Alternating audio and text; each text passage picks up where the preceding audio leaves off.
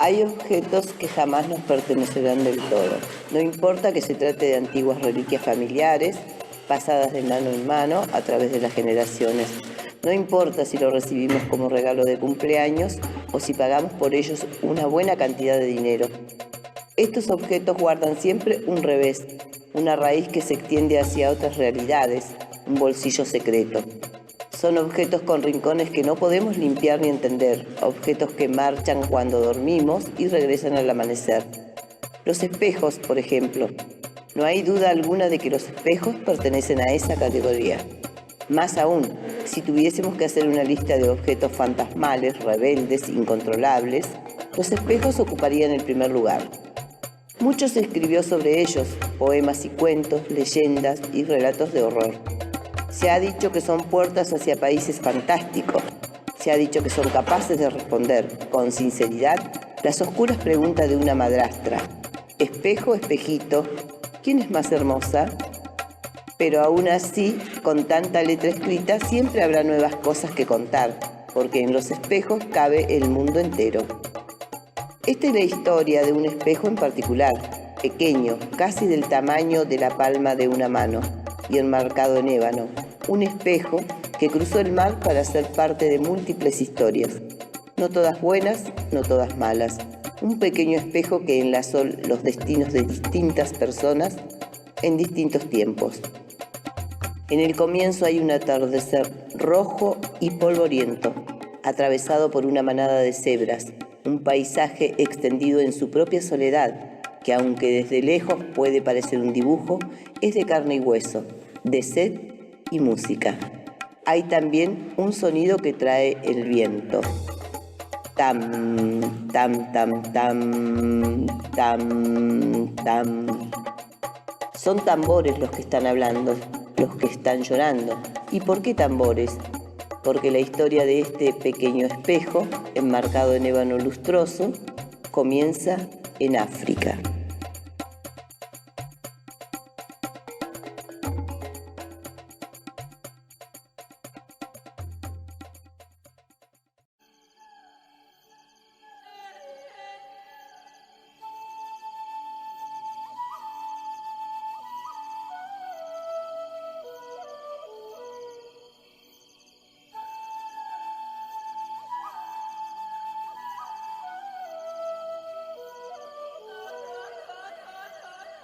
Átima se había alejado de la aldea buscando frutos comestibles.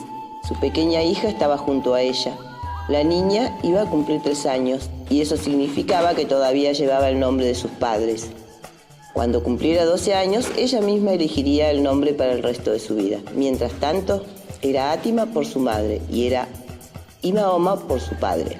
Es que la gente de aquellas aldeas le daba a los nombres su justo tiempo y su verdadera importancia. Átima la madre y Átima Imaoma, la niña, juntaban frutos y cantaban, pero no estaban solas ni a salvo.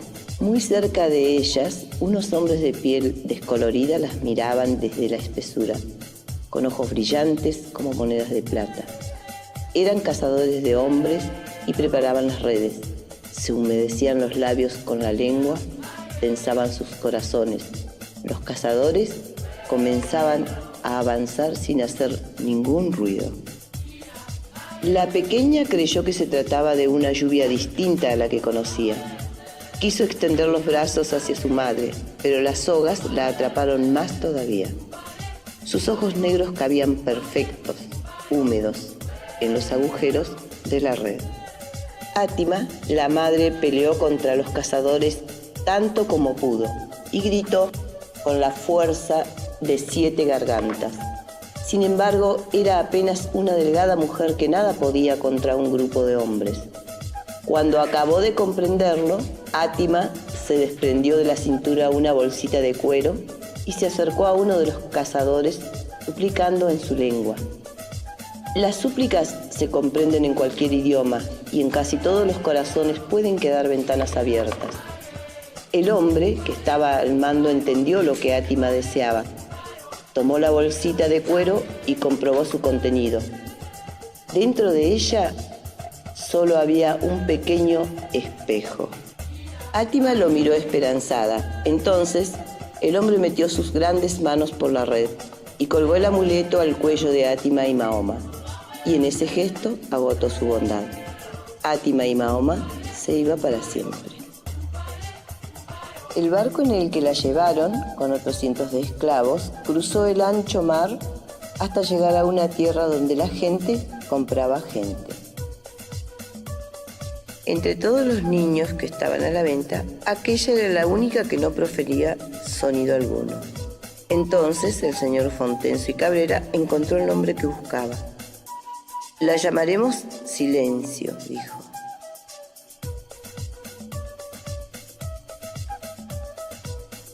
El granero estaba solitario.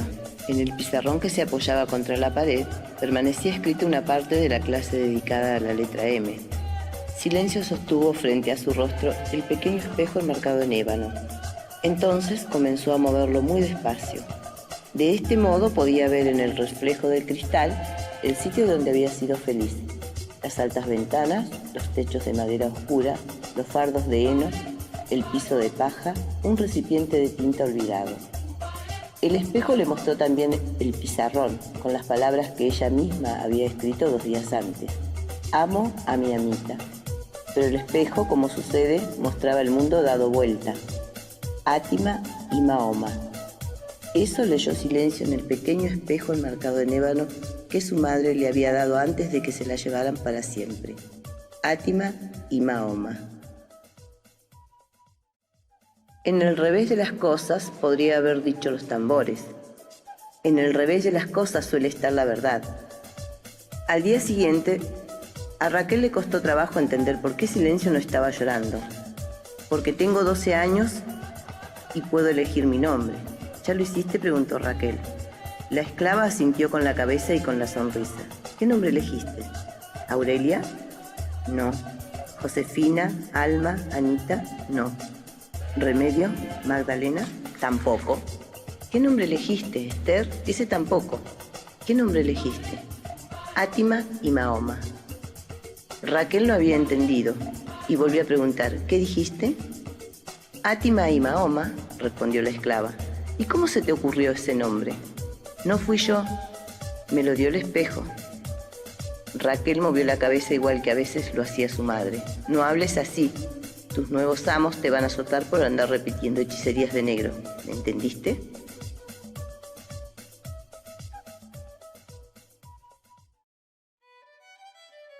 Los objetos se mueven con las personas. Viajan, se pierden, se venden, se compran, cruzan el mar o quedan olvidados por mucho tiempo en el fondo de un baúl. A un pequeño espejo enmarcado en ébano le pueden suceder muchas cosas. Pudo, ¿por qué no?, ser donado por la causa del Ejército Libertador. ¿Qué haría con un espejo el general San Martín? Como sea, algo extraño relacionado con el espejo ocurrió años después. Fue cuando el pequeño espejo enmarcado en ébano volvió a cruzar el mar, esta vez hacia el continente europeo. Era habitual, por ese entonces, la costumbre de criar un huérfano, ofrecerle casa, comida y algo parecido a un hogar, a cambio de trabajo. María Petra era la propietaria del negocio de antigüedades más próspero de Valencia. Para Dorel, el huérfano, criado por María Petra, aquella vida era la única posible. Sin embargo, el joven tenía un sueño poderoso. Un violín había llegado una vez al negocio de antigüedades. Entonces, con una gracia increíble para alguien que jamás lo había hecho antes, Dorel pasó el arco sobre las cuerdas y ya no pudo olvidar ese sonido. Dorel fue el típico caso de alguien que no parecía demasiado bendecido por la vida, huérfano desde muy pequeño, ni demasiado bello ni demasiado saludable, sin un centavo en los bolsillos, y para peor, criado hasta los 17 años entre las paredes de un anticuario. Un joven solitario que se asustaba hasta de las aves que se posaban durante las primaveras en las ventanas altas de la casona de María Petra. Pero dicen también que el destino tiene sus caminos para el que se atreve a andarlos. Y andando, Dorel llegó a la esquina, a la plaza, al puente, al puerto, al monasterio y al violín.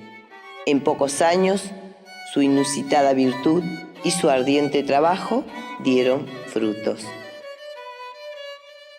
Una mujer se quitaba los guantes, ya sentada en una butaca de excelente ubicación.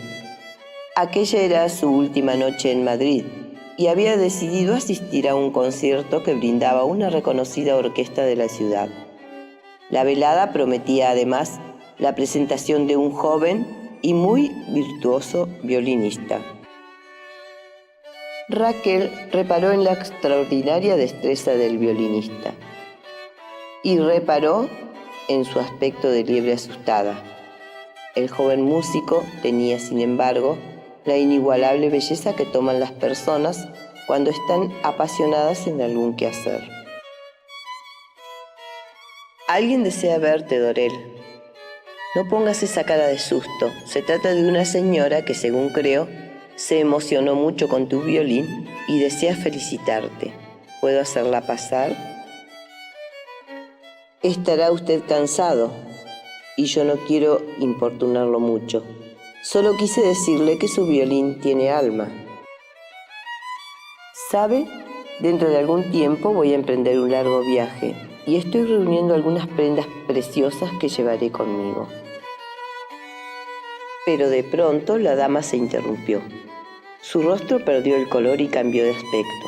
Comenzó a caminar sin decir palabra hacia una mesa donde Dorel había depositado sus pertenencias. Tomó el espejo con temor, murmurando pensamiento. No es posible, mi Dios, ¿cómo podría? Hizo un esfuerzo por reponerse y preguntó con claridad, ¿es suyo? ¿Por qué tiene usted el espejo de Átima y Mahoma?, preguntó. Compré este espejo a un joven de cabello rojizo, es decir, no terminé de comprarlo. En verdad, aquel joven me dijo que el espejo venía de América y que su padre lo había obtenido allí. Si es que este espejo tiene una dueña, llévelo usted. Ya hizo demasiado por mí.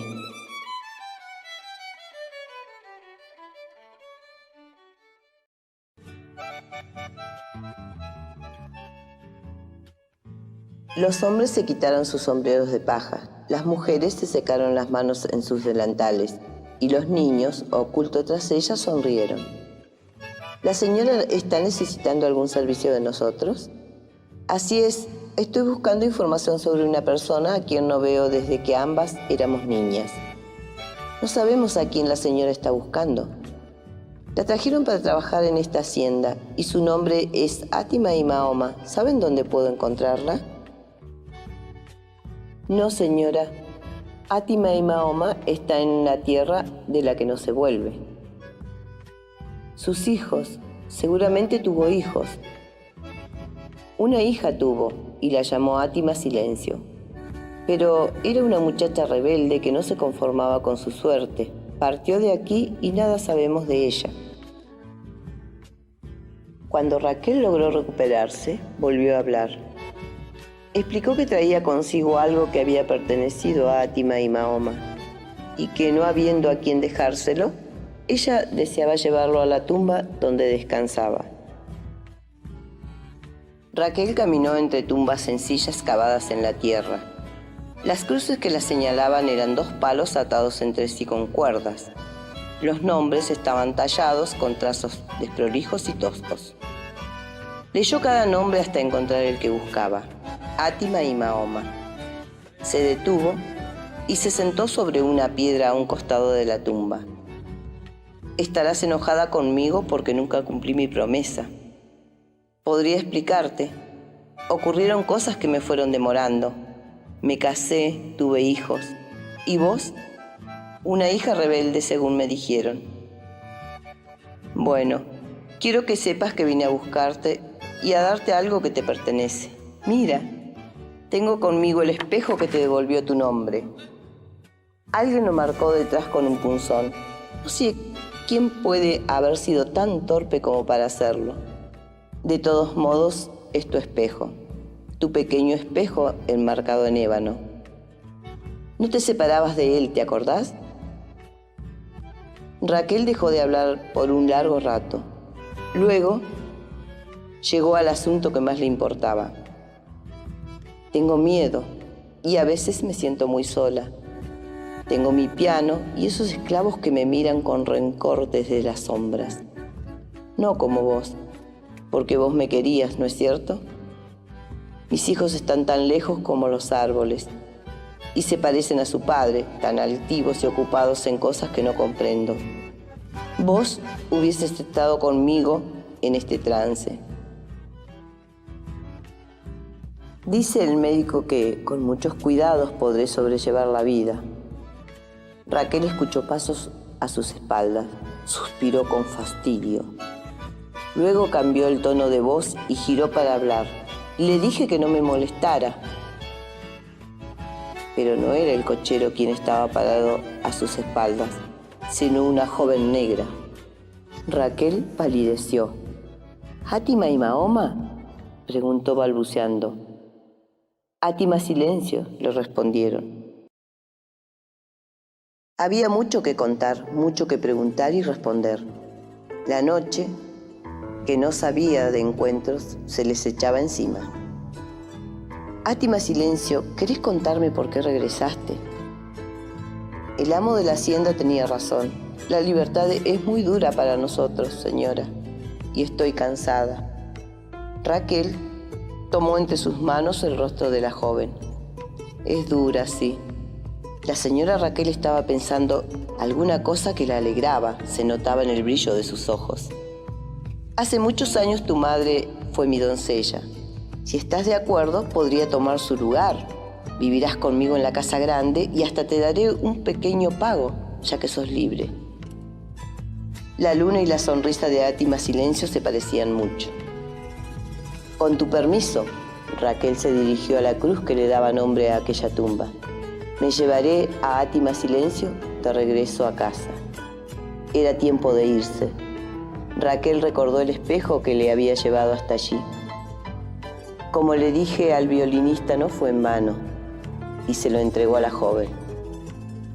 Un rato después, Raquel y Fátima silencio seguían conversando sentadas frente a frente en el carruaje. ¿Es cierto que el propio general San Martín firmó el espejo? Sí, señora, es muy cierto. Por favor, contame bien esa historia. El cielo estrellado de la noche recordaba el espacio de la libertad. El carruaje avanzaba a favor del viento.